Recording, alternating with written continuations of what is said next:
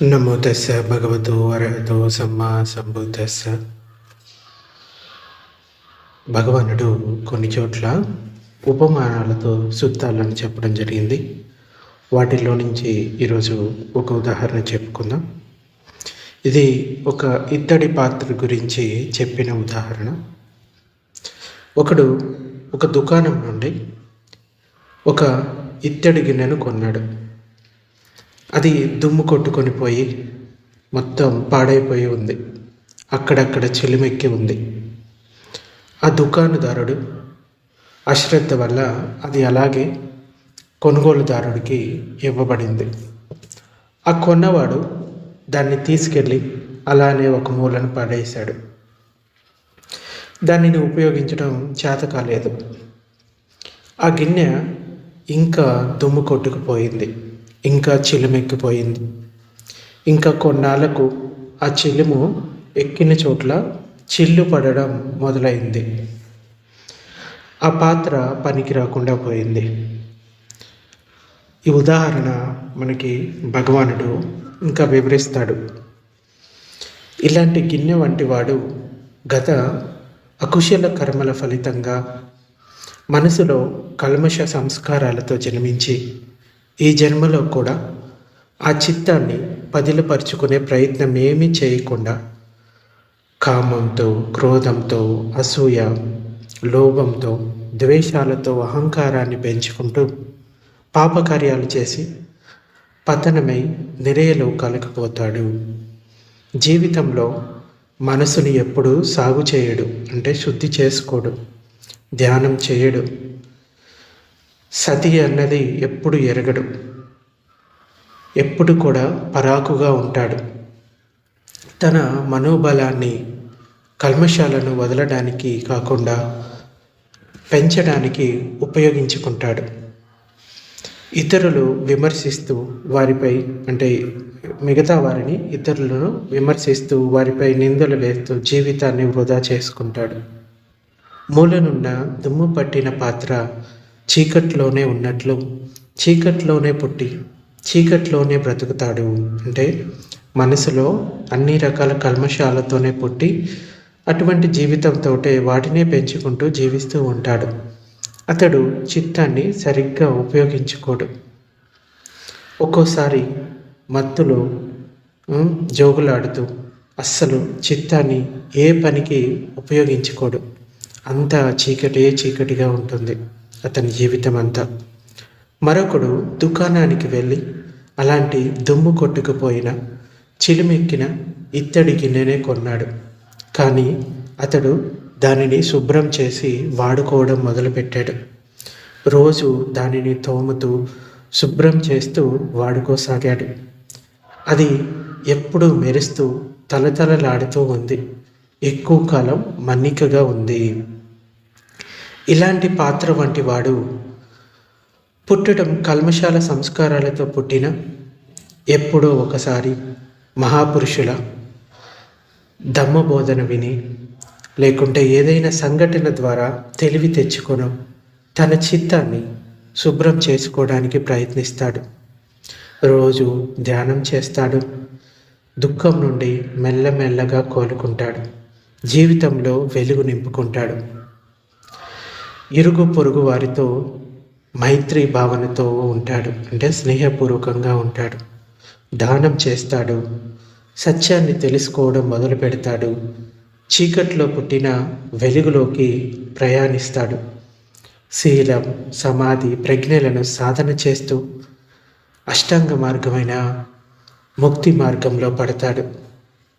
మరొకడు మంచి దుకాణంలో శుభ్రం చేసిన ఇత్తడి పాత్రను కొన్నాడు. అది పరిశుభ్రంగా తలతలా మెరుస్తూ ఉంది. ఆ కొన్నవాడు దానిని తీసుకువెళ్ళి ఇక మూల పడేశాడు. అతనికి దానిని ఉపయోగించడం చేత కాలేదు.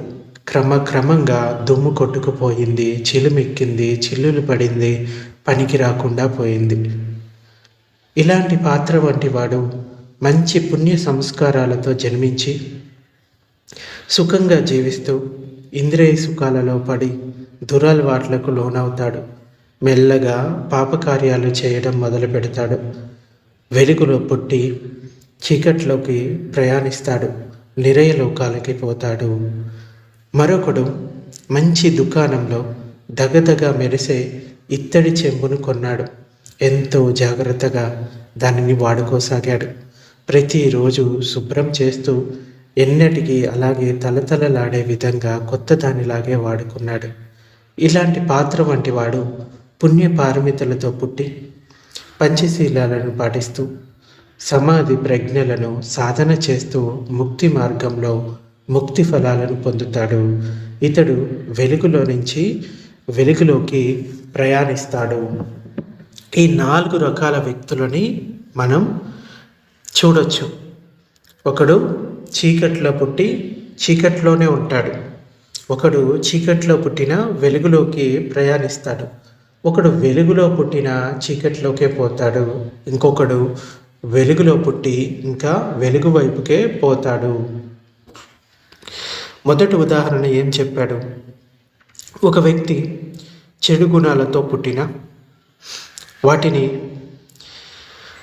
ఈ చిలుం పట్టిన పాత్రను ఏ విధంగా అయితే తోమి శుభ్రం చేసుకొని దాన్ని ఎప్పుడు శుభ్రంగా ఉంచుకుంటాడో అలాగే అతడు తన లోపల ఉన్న దుర్గుణాలను ప్రారదోలుతూ జీవితంలో వెలుగు వైపుకి నడుస్తాడు. ఇంకొకడు దుర్గుణాలతో పుట్టకపోయినా కొంచెం మంచి గుణాలతో పుట్టిన ఇంకా వాటిని పదును పెడుతూ మనసుని శుభ్రం చేసుకుంటూ ధ్యానాది ఇంకా దానము పుణ్యకార్యాలు చేస్తూ వెలుగు వైపుకి నడుస్తాడు. ఇంకొకడు మంచి ఐశ్వర్య సంపదల్లో పుట్టిన కొన్ని మంచి గుణాలతో పుట్టినా కూడా తర్వాత దురలవాట్లకు లోనై ఆ చీకట్లోకి వెళ్ళిపోతాడు. ఇంకొకడు మంచి కుశల ధర్మాలతో పుట్టిన అతడు మంచి అలవాట్లను పెంపొందించుకొని ధ్యానము శీలాన్ని ఆచరిస్తూ అష్టాంగ మార్గాన్ని ఆచరిస్తూ ముందుకు పోతాడు. కొంతమంది అనుకుంటారు, నేను ఒకరోజు ధ్యానం చేస్తే సరిపోతుందా, 2 రోజులు చేస్తే సరిపోతుందా, లేకపోతే 1 నెల చేస్తే సరిపోతుందా, 1 సంవత్సరం చేస్తే సరిపోతుందా అంటే సరిపోదు. ఒక దారి ఉంది అనుకోండి, మీరు నడిచే రహదారి, లేకపోతే మీ ఇల్లే ఉంది అనుకోండి, బయట బాల్కనీ ఉంది, ఆ చుట్టూ చెట్లు ఉన్నాయి. ఆ చెట్టు ఆకులు ప్రతిరోజు కూడా రాలి పడుతూ ఉంటాయి. ఆ వరండా అంతా కూడా మీరు శుభ్రంగా ఉంచుకోవాలి అంటే ప్రతిరోజు వాటిని ఊడుస్తూనే ఉండాలి. ఒక్కరోజు ఊడకపోతే మళ్ళీ దుమ్ము వచ్చి పడుతుంది, ఆకులు వచ్చి రాలిపడతాయి, మొత్తం చెత్త చెత్తగా తయారవుతుంది. నేను ఈ ఉదాహరణ ప్రతిరోజు తీసుకుంటాను. మన మనస్సుని కూడా ఈ విధంగానే శుభ్రం చేసుకుంటూ పోవాలి. ప్రతిరోజు ఎన్నో రకాల విషయాలు మన జీవితంలో జరుగుతూ ఉంటాయి. రాగం ఉత్పన్నం అవ్వచ్చు, ద్వేషం ఉత్పన్నం అవ్వచ్చు, మోహం ఉత్పన్నం అవ్వచ్చు. వాటిని శుభ్రం చేసుకుంటూ పోవాలి. ఈ చెత్తని ఏ విధంగా అయితే ఊడుస్తూ పోతామో అలాగే ఒకసారి ఊడిస్తే సరిపోదు. ప్రతిరోజు కూడా నానా రకాల విషయాలు ఈ ఇంద్రియాల ద్వారా మన మనసుల్లోకి ప్రవేశిస్తూ ఉంటాయి. వాటిని శుభ్రం చేసుకుంటూనే ఉండాలి. ఒక గదిని శుభ్రం చేసి పెట్టారు అనుకోండి, ఆ గదికి కిటికీలు ఉన్నాయి, తలుపులు ఉన్నాయి. వాటిని అలాగే ఓపెన్ చేసి పెడితే ఏమవుతుంది? ఇంకా దుమ్ము చేరుతూనే ఉంటుంది. అదే ఆ గదిని శుభ్రం చేసి పెట్టి కిటికీలు మూసేశారు, గది తలుపులు మూసేశారు అంటే ఆ దుమ్ము చేరదు. అదేవిధంగా ఈ ఇంద్రియాలను కట్టడి చేసి అన్ని ద్వారాలను మూసివేసినట్లయితే ఆ ఇంద్రియ విషయాలు మన మనసులోకి చేరవు. అలాగే అనిత్య అనాత్మ ధర్మాలు, దుఃఖ ధర్మాలను అర్థం చేసుకొని జీవితంలో జరిగే ప్రతి విషయానికి అనిత్యమైనదిగా భావిస్తూ ఈ పంచస్కందాలు పుడుతూ గిడుతూ ఉంటాయి. ఇక్కడ నిత్యంగా ఉండేది ఏది లేదు, అన్నీ అనిత్యమే. ఈ పంచస్కందాలు దుఃఖమే. పుట్టుక దుఃఖం, ముసలితనం దుఃఖం, అనారోగ్యం దుఃఖం, చనిపోవడం దుఃఖం, ప్రియమైన వారు దూరం అవ్వడం దుఃఖం, అప్రియమైన వారు దగ్గర అవ్వడం దుఃఖం, నానా రకాల దుఃఖం, మానసిక దుఃఖం, శారీరక దుఃఖం, అంతా దుఃఖమే. ఇంకా ఇక్కడ నేను నాది అనే భావన ఏదీ లేదు. నేను నాది అనే భావన వస్తే అక్కడ ఆత్మ అనే భావన పెంపొందుతుంది. నేను నాది అనేది ఏమీ లేదు. ఈ పంచస్కందాల్లో కేవలం స్కందాలు ఉన్నాయి. అవి కూడా ప్రతి క్షణం పుడుతూ గిడుతూ ఉన్నాయి. ఇక్కడ నాది నేను అని అంటిపెట్టుకునే విషయాలు ఏమీ లేవు అనే అనాత్మ భావాన్ని పెంపొందించుకోవాలి. ఈ విధంగా ఒకవేళ చీకట్లో పుట్టిన వెలుగులోకి ప్రయాణించడానికి ప్రయత్నించాలి. ప్రతిరోజు కూడా నేను ఈ విధంగా ప్రతివచనం చేసుకుంటా. ఏదైనా వస్తువుని శుభ్రం చేసేటప్పుడు కానీ, ఇంటిని ఊడ్చేటప్పుడు కానీ, లేకుంటే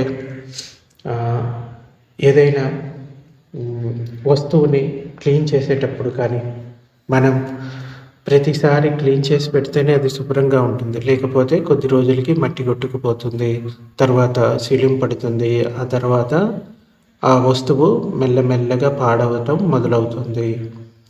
అదేవిధంగా మన మనస్సు కూడా ఎప్పుడు పరిశుద్ధంగా ఉంచుకోవడానికి ప్రయత్నించాలి. రాగం ఉత్పన్నమైతే అప్పటికప్పుడే రాగాన్ని తొలగించుకోవాలి. ద్వేషం ఉత్పన్నమైతే అప్పటికప్పుడే ద్వేషాన్ని తొలగించుకోవాలి. మోహం ఉత్పన్నమైతే అప్పటికప్పుడే మోహాన్ని తొలగించుకోవాలి. వాటిని పెంచి పోషించకూడదు. ఇది ఈరోజు ప్రవచనం.